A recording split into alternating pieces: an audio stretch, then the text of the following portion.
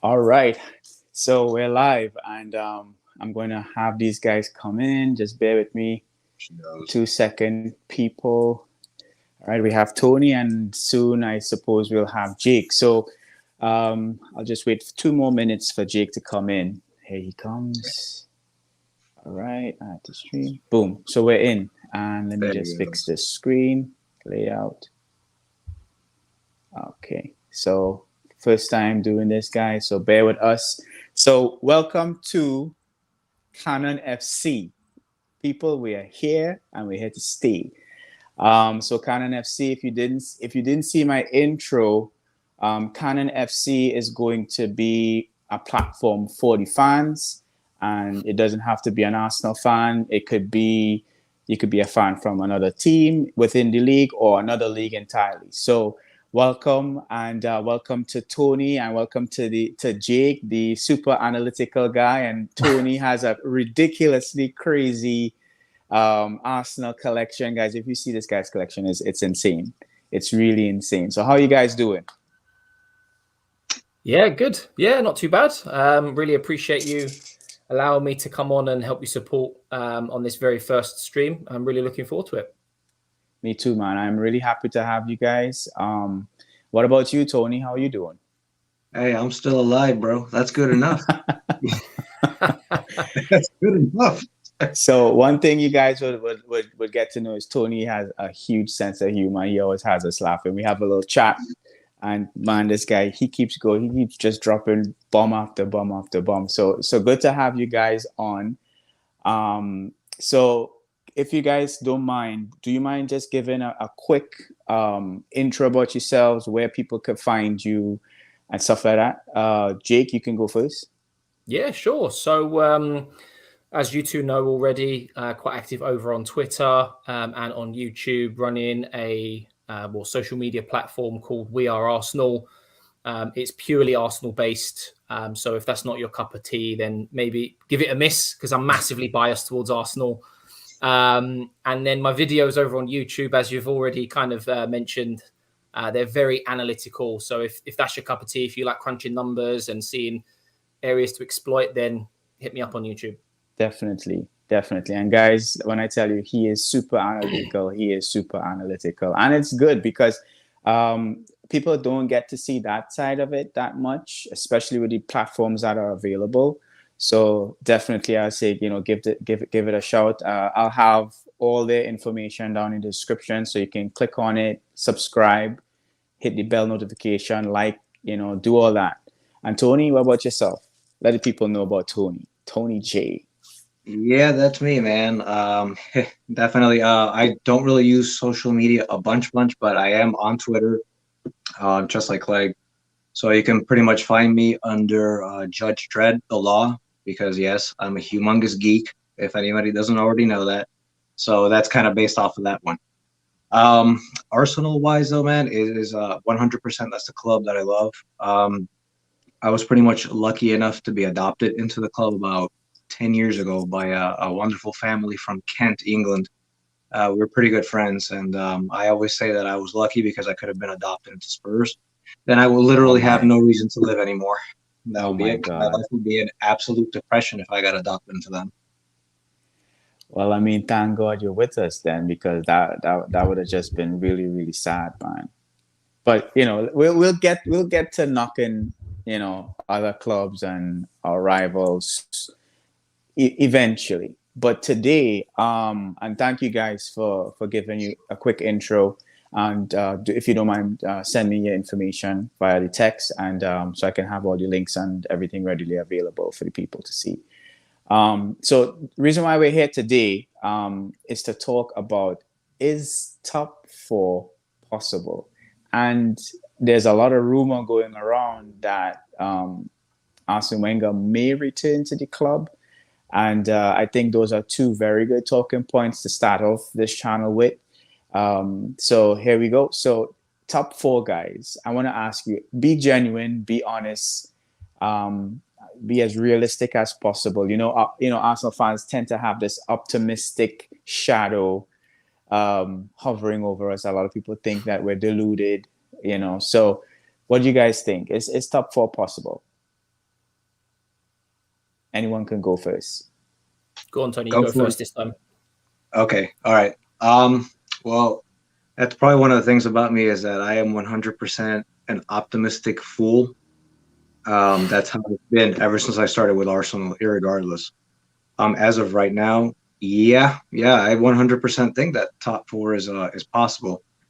I know that we tend to get bashed quite a lot as the banter club, banter FC, but Mm-hmm. truthfully, we have 100. We have very solid quality in the club right now, in the squad right now as well. Um, and I've been saying this pretty much since the very beginning of the season. Everyone's kind of gone off the rocker when we lost the first three, especially the Brentford one, because no one was expecting that loss to be the way that it was.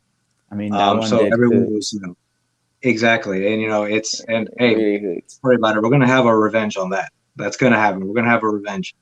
But yeah, I 100% still believe that we can make top four this season. And I Mm-hmm. still think that we can have a decent quality season, despite the fact that we had a little bit of a rough start. We've turned somewhat of a corner. I don't want to say that we've 100% turned the corner, but Mm-hmm. it's to the point where I think that we're starting to walk across that corner right now. And it's taken time, and it's going to continue to take time. I don't mean to berate our fans, obviously not, but we've been a little bit spoiled, especially with the invincible seasons that we've had. Um, and it's to the point where I think supporters are losing the patience that they used to have. But I say, give it time. This is not just gonna mesh together, in the span of a couple of weeks. Mm-hmm. For this essentially new club to mesh together, it takes time, and that's the way that I see it. Okay. I hear that. I could understand that as well. I mean, patience is something that even I would admit I was, very I've been very impatient with Arteta and his tactics and what he is expecting from the squad and stuff. But now we're seeing something different. What about you, Jake?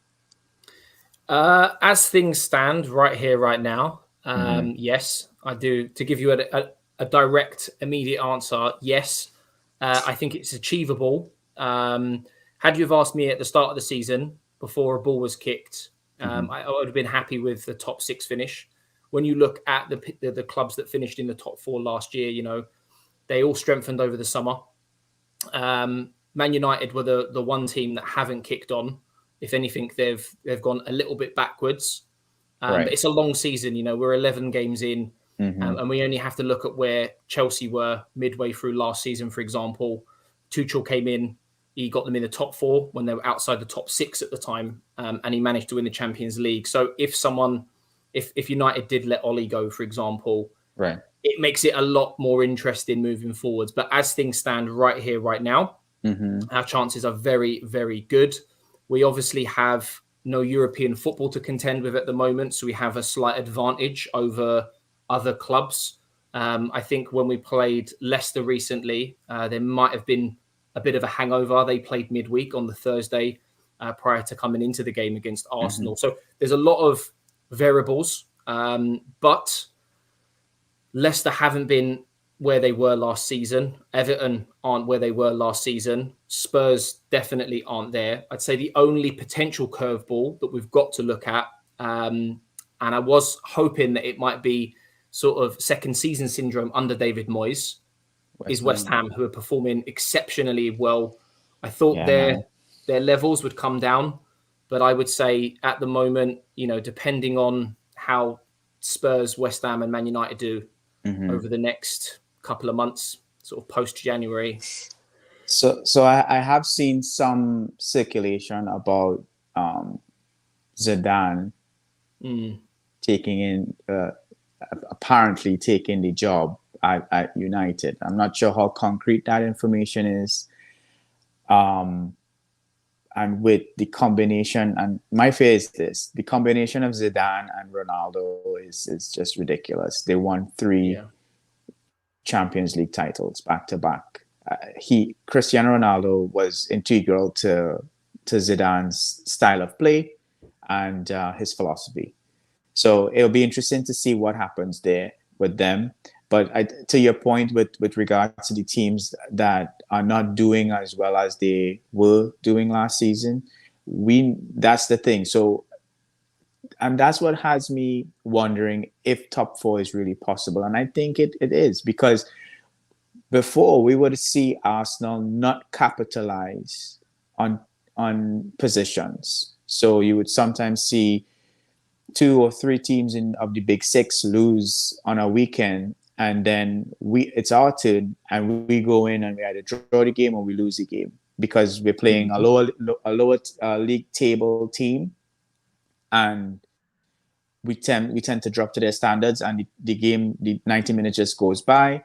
We don't do anything. So these type of things, especially for instance that Watford game was very, very interesting to see how we did score that early goal. We had a few opportunities that didn't go our way, the missed penalty and stuff like that. But all of those things, team coming together and really rallying towards the end and defending as they did.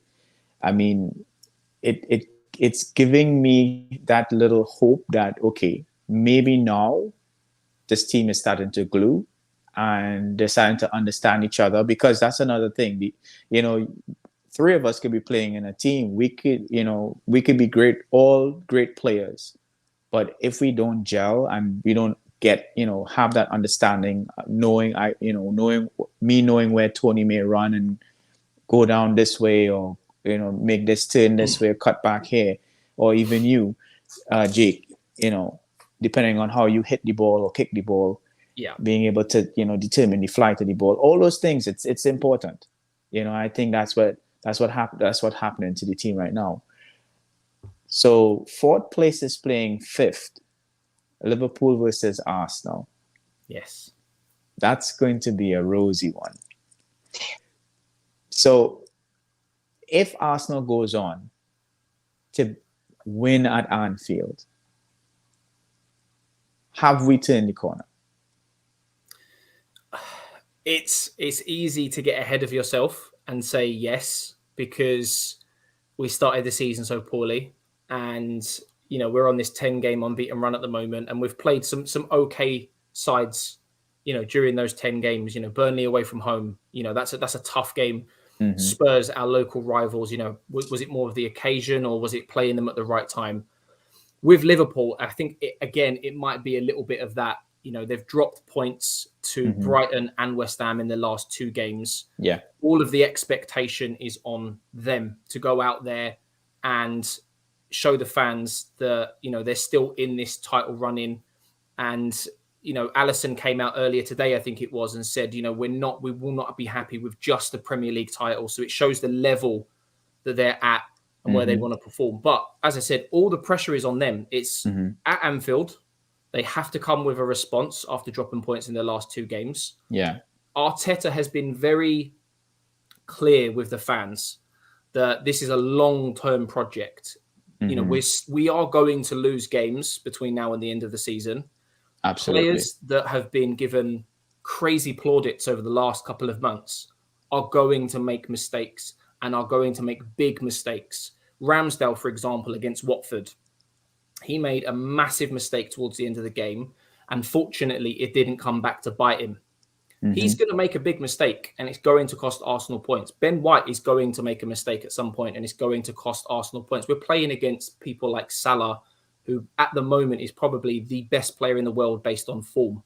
And he's going to be playing against an Arsenal team who have realistically, in the last 6 months, been put together. So if we manage to get something out of it, great. All I want the boys to go and do at Anfield is give it their all. And if we lost, I would never be happy with an Arsenal loss. But if we lost 1-0, then it's not the end of the world. There'll be loads of fans, don't get me wrong, who jump on that bandwagon. They love the negativity around the club. It will always be there. We will never be able to get away from that. Right. But if we can snatch a point at Liverpool, then I'd be very, very happy. But I'm not going to get ahead of myself at the same time and think, right, we've turned this corner.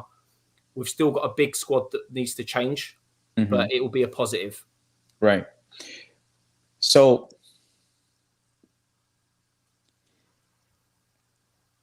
my thought behind it is this. Arsenal goes to Liverpool, picks up points, win or a draw. I've heard some fans say it's a free hit. No. It's not a free hit.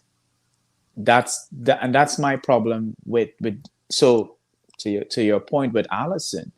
He said, winning the league is not enough. They need more than just the League Cup or the Premier League Cup. We can't.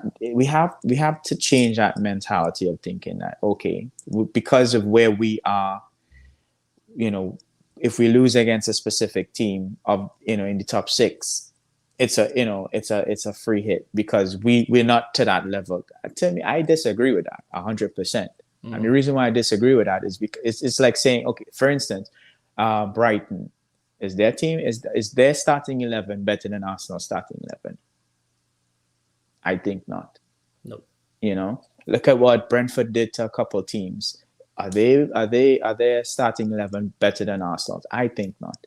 So I think it comes to two things: mentality and your heart.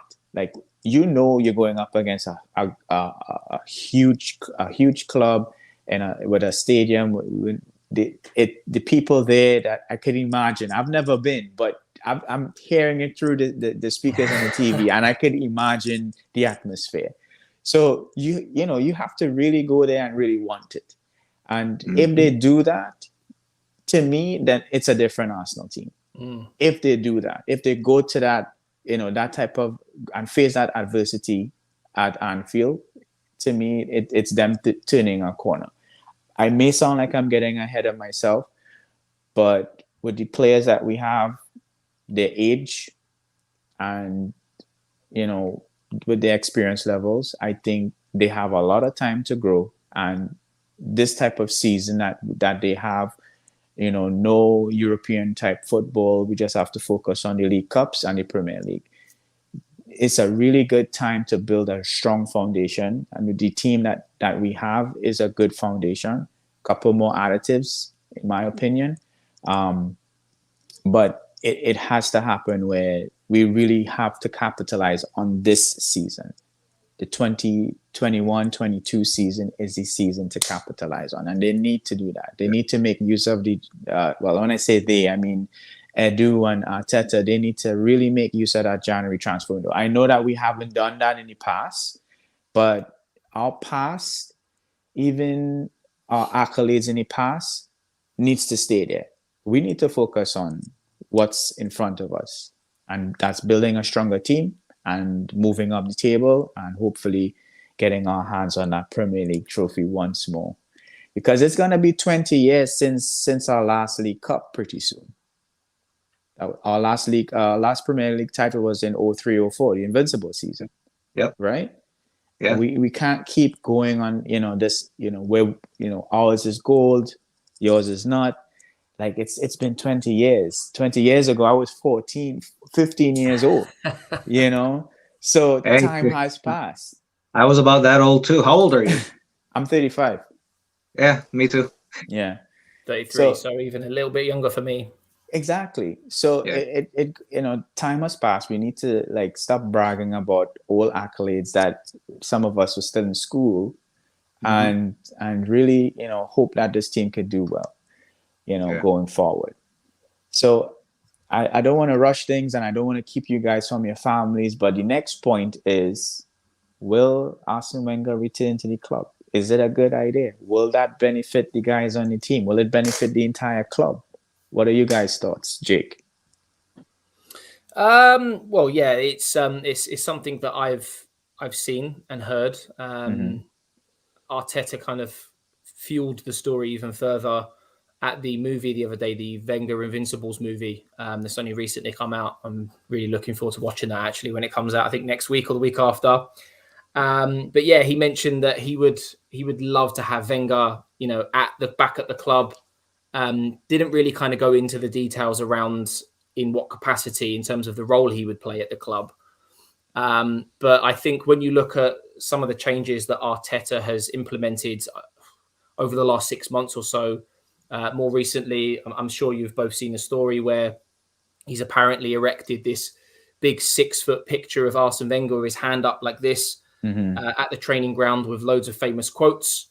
and all the players high-five it on the way into training every single day, similar to the kind of Anfield touching the badge on the way out to the pitch type thing. So it's him trying to kind of reconnect the players with the history of the club, what it means to be an Arsenal player, the culture behind it, which was, let's be honest, towards the back end of the Wenger era, the Emery era, and even the first part of what Arteta took over, that DNA of what it meant to be an Arsenal player had completely gone out of the club altogether.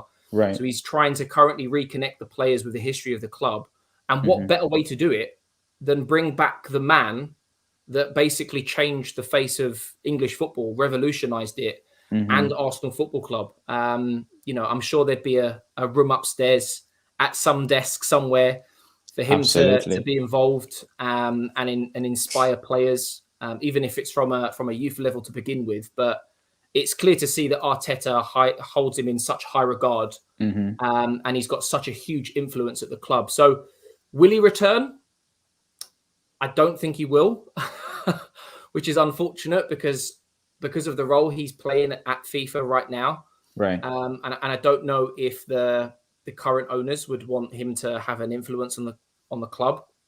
But it's a nice thought. It is. It's very, very nice thought. So what about you, Tony? What do you think? Do you think Wenger will return? Hey, Clegg, are you sure you're not wearing any Arsene Wenger underwear right now?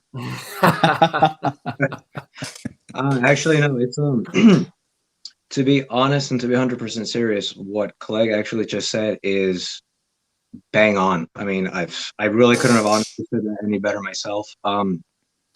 Sort of hearkening back though, for just a moment about the top four possibility and how it sort of connects with Wenger and all that returning. Me personally, I believe that for us to turn, or for any club really to turn a corner, it's sort of a two-step process. The first one is the mental aspect of it and how a club will react to a win, to a loss. Just in general, there's a mental aspect to it. The second aspect, I think, is a tactical aspect. For us, for Arsenal Football Club, as we are, I believe that in the mental aspect, we have absolutely turned a corner. The reason that I say this is because, especially during like the waning years of the Wenger era, what was that, Emery, and then sort of the beginning of the Arteta part of the managerial part. Unfortunately, the squad had a very strong tendency to capitulate right away when things weren't going our way. In the sense that as soon as the opposing team scored a goal or we got a call against us or anything of the sort, the players would just sort of die out, essentially. It's like a tidal wave and it just hits the shore and boom, that's it. Yeah. But recently, especially in the past couple of games, I noticed that there is something that I hadn't seen in a while, and that's passion. Holy cow. Yeah. The way that the players are starting to play right now, they really genuinely, they want to play for Mikel Arteta, which is a humongous difference from what I've seen during the late stages of Wenger's time, which is a shame because I honestly still have so much love and deep respect for what he did for the club and football in general. And the same thing that happened under Emery, essentially. It's, the tactics were good under Emery, I think, but the players simply did not, the heart wasn't in it. And you can tell. You can tell right away as soon as I got onto the field. And when things would start to go bad, boom, there was no passion. Capitulation started very quickly. Yeah. Again, mentally, I've noticed the change within the squad.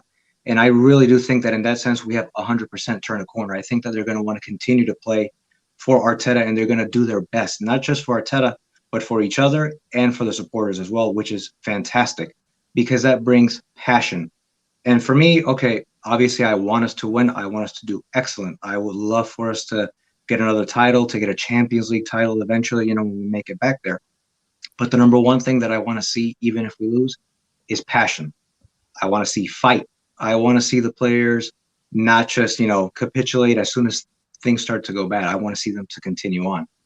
Now, tactically, I believe that we are starting to turn that corner. I think the tactics are improving bit by bit. There's always going to be individual mistakes, and like Clegg said, we're not going to win every game. I mean, that'll be fantastic if we can have another Invincibles by winning or drawing all the way through. But we know it's not going to happen, and we cannot expect it to happen all the time. Now, as for Arsene Wenger returning, again, I have absolutely nothing but love and respect for what that man did. I mean, I believe that he made Arsenal a worldwide reaching club to the point that it is right now. It would be awesome to see him return in some way, shape, or form, whether it's a form of a second managerial duty or something like that. I don't think he's going to return, just like just like Clay was saying right now. I don't see it happening, and to a degree, I really want Arteta to continue as our manager. I really, really want to see him succeed. So I don't really see Wenger returning, but I mean, if he's going to be giving us input, I say, yeah, 100% listen to what the man has to say. He is a legend, and he's always going to be a legend in my eyes. I hear that. I guess I could understand that, because sometimes you might think a person who has had a lot of respect or stature in the past can do something positive for the present, but sometimes it doesn't work out that way. It may not. So okay. This is actually went by pretty quickly. I didn't expect it to go back so quickly. But anyways, this is it. It shows that we're having fun. Time goes by when you're having fun. Indeed, mate. So hey, this is the most fun that I've had in like 2 months, man. So I can't thank you guys enough. I wanted to talk very quickly about. So we've gone 10 games unbeaten. Yeah. Okay. And I'm trying to do a quick comparison on those 10 games and the 22 that we went with Emery. And as I remember, correct me if I'm wrong, those were kind of scraped together wins, almost all of them. Maybe one or two were pretty big, but could you guys remember those 22 games and how it ended? Yeah, I remember the back two as well. Rob Holding played a big part in that. I think it was his first real proper run of games in an Arsenal shirt since we signed him. Right. But yeah, it didn't end well, and it's funny because there's a lot of comparisons to obviously Emery's time at Arsenal and Arteta's time at Arsenal, and up until recently they'd both been at the club for a similar amount of time. And people were comparing the criticisms that Emery got compared to Arteta for what is potentially a worse league finish. Right. Why he hasn't faced the same scrutiny from, the Arsenal board, media, and fans. But for me, he's a different manager with a different level of experience. And as Tony alluded to earlier on as well, I think when you look at the group of players that Emery inherited from Wenger, combined with a few of his own signings, you had a lot of players in there that had really kind of big egos and turned off when it got tough. Yeah. But now it's quite funny because when you look at some of the bigger clubs and fans ask the question, why aren't Arsenal spending 80 million pound on so-and-so, for example? Spending 80 million pound on a player doesn't necessarily answer questions. And Pepe couldn't be a better example to that question. Likewise with Maguire at Manchester United. Arteta seems to have adopted this philosophy where he wants not only young players, but hungry players that want to play for the name on the front of the shirt. And I get the feeling that he's adopted a philosophy similar to the New Zealand rugby coach, which is the no dickheads policy. Okay. in the changing room. No, honestly, and it's one of those things where when you look at the difference between Martin Odegaard's personality, a very humble guy, goes about his work quietly, and you've got James Maddison, who was caught out countless times for partying during COVID, missing protocols. And when you compare the two personalities and the type of person that will be in the changing room, and how it may rub off on other players, hence why Guendouzi left the club on loan twice. Because of that same mentality. So I know I've gone off on a bit of a tangent here, but my point is that the 22 unbeaten run that you're referring to compared to the 10 now, there is no reason why that unbeaten run can't be split up throughout the season, but we finish in a higher league position. Absolutely. Absolutely. What I was trying to get at with this 10 versus that 22 is how convincing this 10 was versus that 22. Exactly. Right? Because I distinctly remember telling myself, we can't sustain this. We cannot sustain this way of winning. And it just, and the amount of draws in those 22 games was, I think there were more draws than wins. So, to me, I could be wrong about that, but, I see the confidence, and it's really good to talk about this side of Arsenal versus the nonsense that we've seen over the years. And trust me, I've had friends told me, Neil, you need to start supporting a new club. My wife she's like, why do you do that? You put yourself through so much misery. So it's like, I can't. This is my club. I support this club since 1999. And I started supporting this club at a loss. We lost to United in the FA Cup semi-final. And if you guys can remember that Ryan Giggs run, it still haunts me to today. So this is my club. And I have to support it, and this opportunity that now that we have to like come onto YouTube and create these channels or platforms and have people come on like you guys and talk about it, it's a privilege, and to be quite honest, I think it really started with Arsenal fans. Arsenal fans was the ones who created these fan platforms to come on and express themselves. So we're just gonna continue along. So, Jake, I saw you sipping on something. Tony, are you sipping on something on Sunday, man? What's going on? I wish it was something more exciting, but it is literally just Pepsi Max. Oh, wow.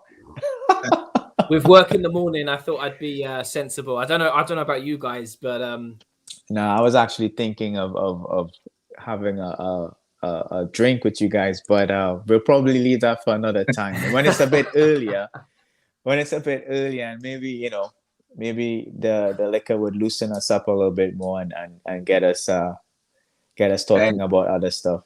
All that I can tell you is this: Smirnoff and Dairy Queen after 8:30 at night is a bad combination, bro. Oh my god, bad combination. This guy, Dairy Queen. You remember the mob boss which from the Smirnoff, Gremlins movie? That thing will transform you into a gremlin, dude. Don't do it. I would imagine that. I would imagine. Which Smirnoff were you drinking though? The screwdriver, the orange flavored one. Okay. Oh my god. Why would you do that to yourself? I need to get myself to America ASAP and have a drink with you lot, because definitely. I don't know if I'm waking up in the morning with the way you lot drink. Listen, I mean, I've kind of eased off a bit, but hey, if you're here, we'll definitely do something, man. I keep telling you, just let us know. Oh, 100%. You lot will have plenty of notice. All right, guys. So, I mean, is there anything else that you guys feel like you wanna touch on before we exit? Me personally, I just want to give my personal thanks to Neil, to Jake. You guys are absolutely amazing, and I don't really say that all the time, but you guys really are the definition of true Gooners. And in addition, you guys are literally one of the main reasons for why I fell so much in love with this club. It's been all the supporters, just like you two guys. You are an inspiration to me. So, just keep doing what you guys are doing. You're an inspiration to so many other people. So, keep it going. Thanks, man. I appreciate that. All right. Yeah, well, to echo what Tony said, is really, really appreciate you allowing me to come onto your brand new channel, the first of many videos and streams, no doubt. And I'll be very much looking forward to joining you again in the future, or maybe even watching a couple with different guests. I'm sure you'll have all sorts of requests coming in the not so distant future. But yeah, no, it's really nice to actually just share a real conversation with you both as well, not just a few messages on Twitter or over the mobile, to actually have a proper face-to-face live conversation with you both is just it's been brilliant. I really appreciate it. Yeah, man. I'm sorry that John couldn't join us. I'm not sure how he's doing as well. And for the persons that watching, John is another guy. He's in our chat. not doing too well. I hope he's feeling better. You know, prayers and love to you always, bro.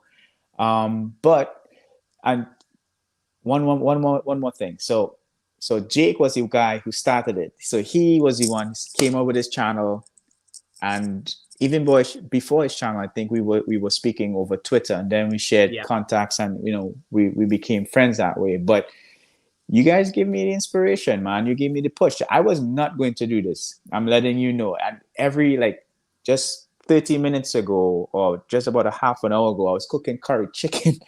So it's like, God, I was sitting there, I was like, shit, should I do this, bro? Like, come on. I was like, nah. Those guys, they made the time. You guys set aside the time. I'm going to honor that. So I appreciate you guys coming on. Thank you so much. And for the persons that watching this is Canon FC.